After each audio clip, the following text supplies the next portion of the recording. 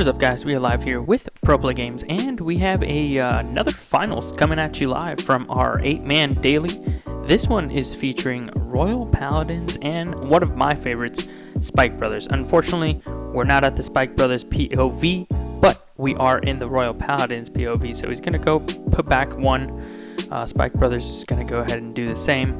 And we're going to see how these two manage to maneuver a win here. Now, if you guys are new to the channel, new to Vanguard Zero, I know our channel's not really known for that, make sure you guys check out the game. It's a free download. It's very free to play, so if you come from Duel Links or anything else mobile game related, this is probably going to be the freest way to actually play any type of sort of mobile game, and it's the Vanguard Zero. Very similar to Vanguard if you played Vanguard before. I played Vanguard, set 1, so this was an easy learn for me, but if you're just getting into Vanguard, it's not exactly the same as Vanguard, so it's a little bit more, I guess, watered down, kind of like Duel Links is a watered down Yu-Gi-Oh! Same exact thing here, but I really like the art of this game, and it's gotten very, very developed, and I think we're in like set 3, so it's not too late. If you guys want to check it out, I know we've been having a lot of Yu-Gi-Oh! Players actually enter our events. Our events are free and officially sponsored by Bushiroad. As you can see, the schedule of events up there on the video. If you guys want more in-depth information, make sure you join the Discord, which will also be in the description, and check out our website, pbgeventmanagement.com.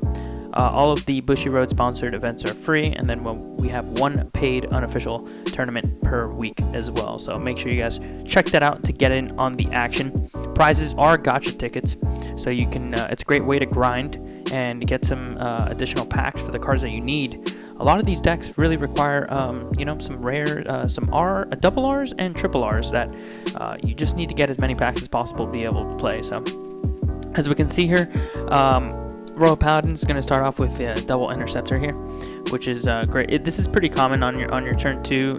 Go a grade 2 in Vanguard and then drop double interceptor in order to use some type of defense. So when your opponent goes, they only really get one attack at your Vanguard, and it's usually with their own Vanguard.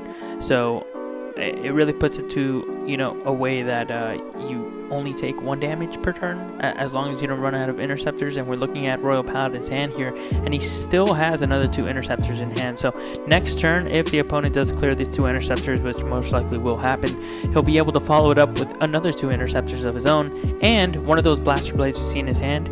It requires a soul or counterblast of 2 to actually knock out one of his units. So if you see here, the way that it's going to be set up, as soon as if Spike Brothers is able to get 3 attacks down, which he most likely will here, he'll be able to deal 1 damage to the opponent from his Vanguard swing, and then Royal Paladins will go to 2 damage, and then he'll be able to play his Blaster Blade in hand in order to KO a unit by flipping that damage face down. So we're going to see him clear out these 2 interceptors with his 2 interceptors of his own, and unfortunately his interceptor here is really, really weak. I think it's like 7k to 7k, but he does get the trigger off the top. It's a heal trigger though, so he's going to go down and heal a damage. So he goes from 3 damage to 2 damage, which is really good for him because now it's even playing field. They both have 2 damage, and this is now Royal Paladin's turn, and he does have that 2 damage to go ahead and play that Blaster Blade to KO one of those interceptors for free, and he's going to do that right here. We'll see if he actually decides to, after this grade 3 ride,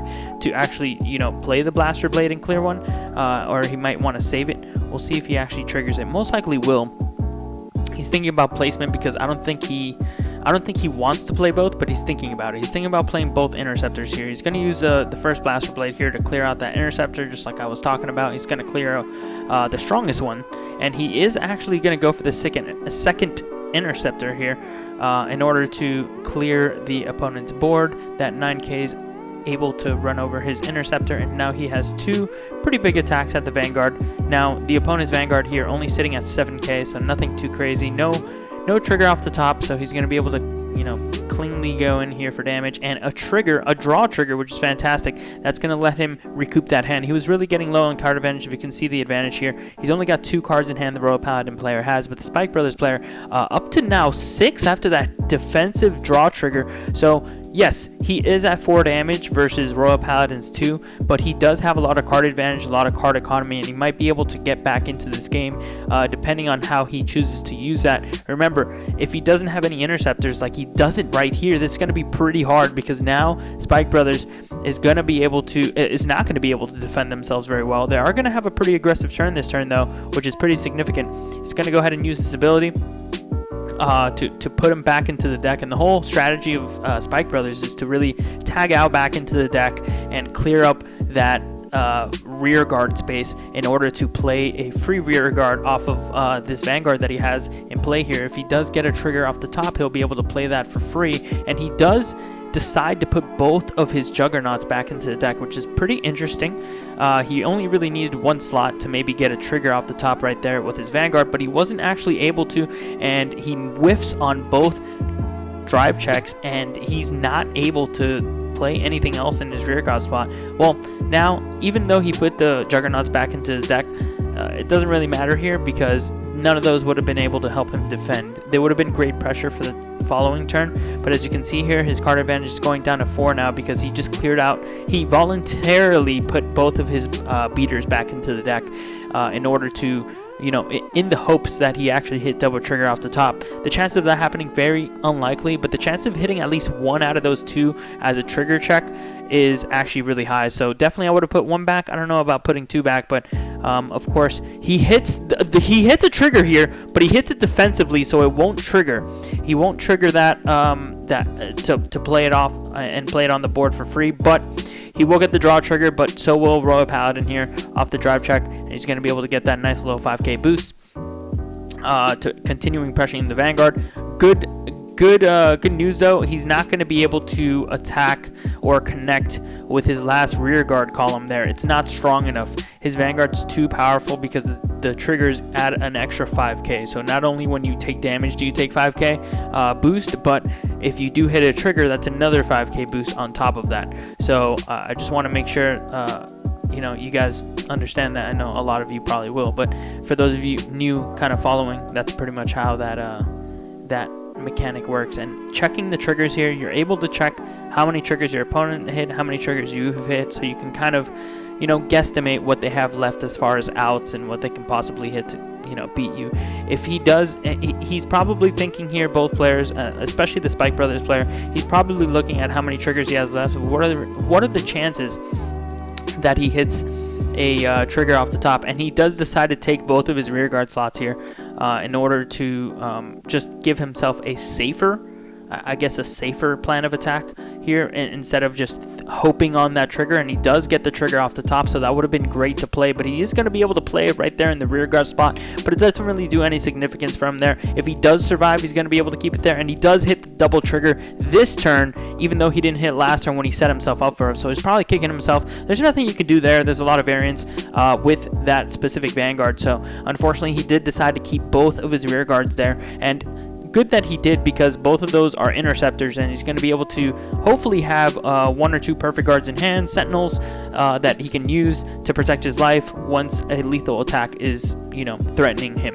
So let's see if Royal Paladin can actually get 2 lethal attacks in, because the thing is, Spike Brothers, the chances of him having another sentinel perfect guard in hand is very high to have at least 1 more. For him to have another 2, most likely is not very likely, to be honest. So we'll see if he actually have it. I know that he used 1, and I think there's 1 on board there, if I'm not mistaken. So the maximum number of perfect guard sentinels that the Spike Brothers player can have is, I believe, 2 here. So we're gonna see if he actually has them. Let's see if Royal Paladin can actually push 2 damage. Right now, it only looks like he could only represent 1 damage here, but we will see in this attack and see if the opponent does have he does get a heal guard offensively, which is great. That means he doesn't have to win the game primarily here. He'll still be able to survive because he'll have 1 damage and 2 interceptors. So technically the opponent has to deal 2 direct attacks, which Spike Brothers honestly does not have a problem dealing with 2 direct attacks at all. So he's looking at the log here. That's why he keeps going back and forth to really just see exactly what went down and what went down each turn, so he can kind of get a feel for what his opponent's going to draw, what triggers he's going to use, and things like that. So he's going back into it here, and looks like it is the opponent's turn. So we're going to see if Spike Brothers can actually crack back with a win. They do have a significant amount of cards in hand here, but he doesn't have anything that can really go back to or clear up its zone. So he's going to have a little bit of an issue. He can use that rear guard to attack the Vanguard and then put it back into the hand, but what you want to do in this deck, in the Spike Brothers deck, you need to have the Interceptor that jumps back into the deck, or the Juggernaut to jump back into the deck before your Vanguard swings. And it's very important because your Vanguard is normally that you see on the screen right now. I forgot his name, but you do need to hit a trigger off him in order to really get what you need going. And wow, it looks like that was a misclick by the Spike Brothers player. He forgot to boost with his rear guard, and he bounced. His 9K did not connect with the 10K Vanguard or the Interceptor that needed to be there. So that's really upsetting, because that could have been very, very big, and that's gonna and that would have also cleared up the spot for his Vanguard to come in and actually potentially hit a trigger off the top. I don't know how many triggers he had left, but that could have been something that would have been huge. But unfortunate misclick. He didn't drag the rank. Remember, when you attack with a booster, you need to drag that rear guard past your rear guard and then to the actual Vanguard in order to get that boost from the back. Otherwise, it'll just assume that you want to attack with your front rear guard instead and not boost with your backup unit. So we'll see. It should be pretty smooth sailing here. He only has to deal with one Interceptor. Spike Brothers only has 1 damage left. They only have 2 possible perfect guards left, and there might be less. I'm not sure. He was checking the log, so he should have a lot more information than we do here. And he's thinking about putting his Sentinel perfect guard there as a booster, but there's not really, I don't think there's 100% a reason to. He's thinking about it. It might happen. He's keeping it in hand for now. I think the right play is just to keep it in hand. He's thinking about Soul Saver Dragon's ability, and he might just be activating that, as he will right now. And he's going to give his units some extra power here by using his little count. I believe it's a counter blast here. I believe it's a counter blast, so he uses his damage to do it. And he's going to go straight into battle phase. He decides that there's no need to use that Sentinel perfect guard right there in the rear guard spot to boost one of his front rear guards. He assumes that this is just enough damage, and he's going to go ahead and try to hope for a trigger off the top, and he does hit the trigger off the top, and he's going to give it to his last remaining attacker here to the side. And we'll see. If the opponent has a perfect guard, he has to use it here, and if he doesn't, then he doesn't. And he does, and that means he doesn't get a boost, so that means his doggo can go in for the kill, and that should be game over unless there's a heal, and that does it.